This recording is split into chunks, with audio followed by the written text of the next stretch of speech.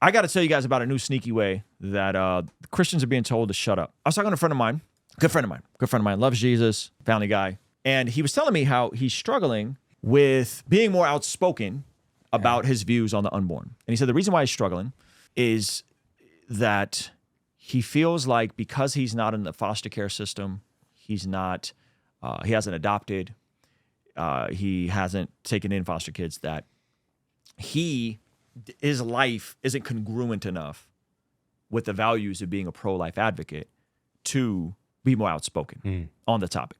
Yeah. But he feels deeply about the topic. So the conversation around the unborn is an important conversation. And I'm friends with Lila Rose, and the biggest advice she's ever given me repeatedly is you need to speak out about these things as a man. We need more men speaking out about this conversation. We need your voice. Because, by the way, some of you guys don't know this, the vast majority of pro-life advocates are women. The women run the organizations. Women do most of the outreach work. Women do most of the front lines work. It's women.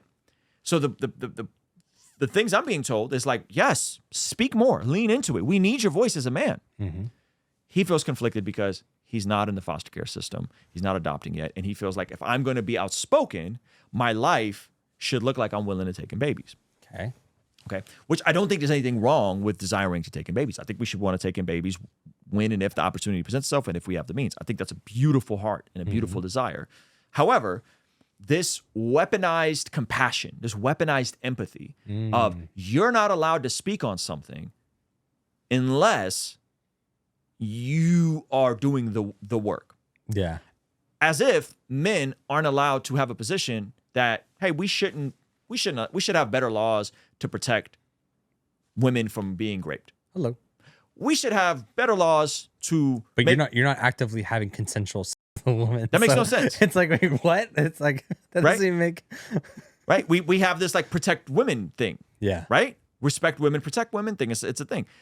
We have positions in law enforcement. We should have better laws to hold police accountable, like body cameras, so they don't misbehave. But you're not pulling up to domestic violence calls. But you haven't done a police ride along yet. Yeah. I need to do a police ride along to say we should have better policies like body cameras. Yeah. That doesn't make any sense, right? And so we don't apply this logic in anywhere else. Yeah. We don't say, hey, in order to have an opinion on this thing, you have to have participated in being a cop to have an opinion on being a cop. You have to have participated in being a woman to have an opinion on women not getting raped. We don't have this, but when it comes to this issue, it's a sneaky little tactic by the left, the radical leftists, used to manipulate Christians in making them feel like their voice is invalid unless they themselves have participated in adopting or fostering a kid. Now, here's the issue with that is Matthew tells us, let your work be done in secret. Don't be like the Pharisees. And so I don't need to come online and show you the women and the family members I've helped, the children that I've helped, the abortions I've tried to prevent. I don't need to come online and masquerade and plaster that before the world.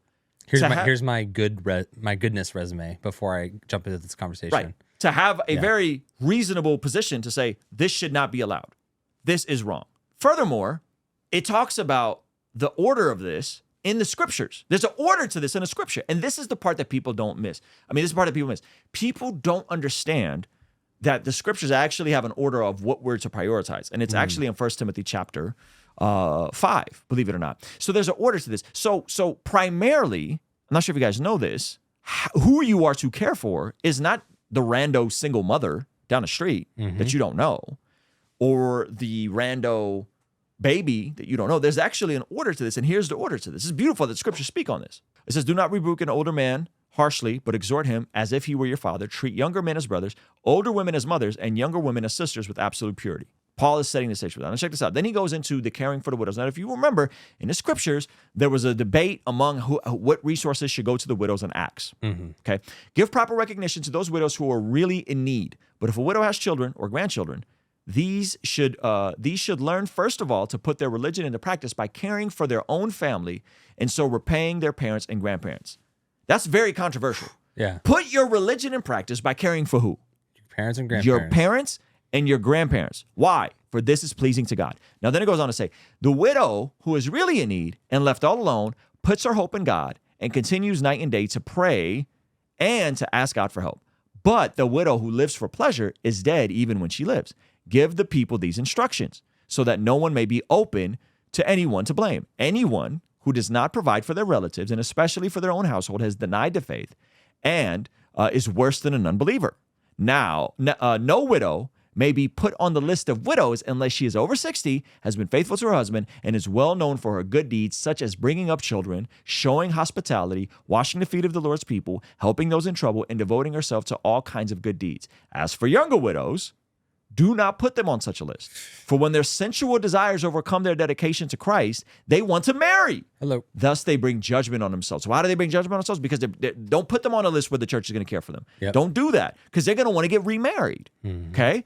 Thus, they bring judgment on themselves because they have broken their first pledge. Besides, they get into the habit of being idle and going about from house to house. And not only do they become idlers, but are also busybodies who talk nonsense, saying things they ought not to say. Okay? I counsel younger widows to marry, to have children, to manage their homes, and to give the enemy no opportunity for slander. Some have, in fact, already turned away to follow Satan. Okay. So you tracking where I'm going with this, Zach? Yes. There's an order. There's an order. You and I are to first care for our immediate household. Yep. After we care for our immediate household, then we are to care for our extended household. That includes who? Parents, grandparents, and grandparents. Yep. Those widows in the church who could not care for themselves, that is who is going on the list for the church to care for them. The younger widows were told to not be on that list and to specifically have the option to remarry. He said these younger widows for the streets. He didn't say it like that. And so what happens is we take the mentality of charity, which we should be charitable and generous, and then we extend that way beyond the Christian confines. And the simplest way I would define this, and again, this might be controversial to some of you guys, is what the scriptures lay out is a system of now, then, us, them. Okay. So we first have to take care of now, and then we think about then. We first have to take care of our own household, and then we think about the foreigner, the outsider, the widow. Yep. And so what's happened is Christians have allowed the world to flip that and go, you want to have an opinion on women's bodies? Have you adopted a baby lately? It's like, no. However, I have taken care of my extended family. Yeah. For years, for a very long time. And I don't need to put that on social media for me to have an opinion on this. Yeah. But the issue is that sometimes we get manipulated because we know we're probably not doing the family and extended family. And so we feel guilty. And then we're told to shut up because we're not doing the things we should be doing, which is primarily caring for our household, household, their immediate needs, then our extended family, then our local church community, and then the extended community. Yeah. Galatians says, do good to all people, but first, especially among those in the house of faith. And if you do all those things, and if everyone's doing that, then there actually probably isn't an external person to reach out to. Like if every family's taking care of every family. That's the beautiful order about living a life that blesses God, which is if everyone does the thing that you're supposed to do, which is provide for your household first, which a lot of us struggle with doing that, taking care of your household, provide for your household first, then extend it to your extended family, then your local church, and then the local community. We allow people to take the local community, throw it in our face, and say, well, you're not adopting kids, therefore you don't get to have a voice. Nonsense. People can have a voice. We say we have opinions about speeding laws, seatbelt laws. We have opinion about murder laws. We have opinion about all sorts of laws. And as a civic duty, we can speak out about those things and have an opinion. And I think when people do this, it's so nasty and it's so manipulative. And I just wanted to do that. Don't let them get you with this. Don't let them slide this in and sneak this little manipulative tactic and gaslight you into assuming you don't have a voice because you haven't went and been registered as a foster parent yet. If you want to register as a foster parent, please, we do need more foster parents. We do need to rescue more kids from different systems and all that sort of stuff.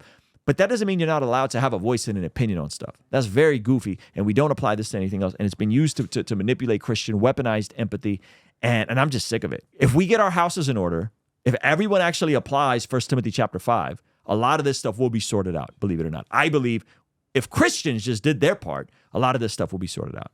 A lot of this stuff will be sorted out. Hey, thank you so much for checking out the video. Comment down below and let me know what you think. And be sure to check out this video that YouTube is recommending just for you. Let me know if they nailed it. All right? I'll see you over there. Peace.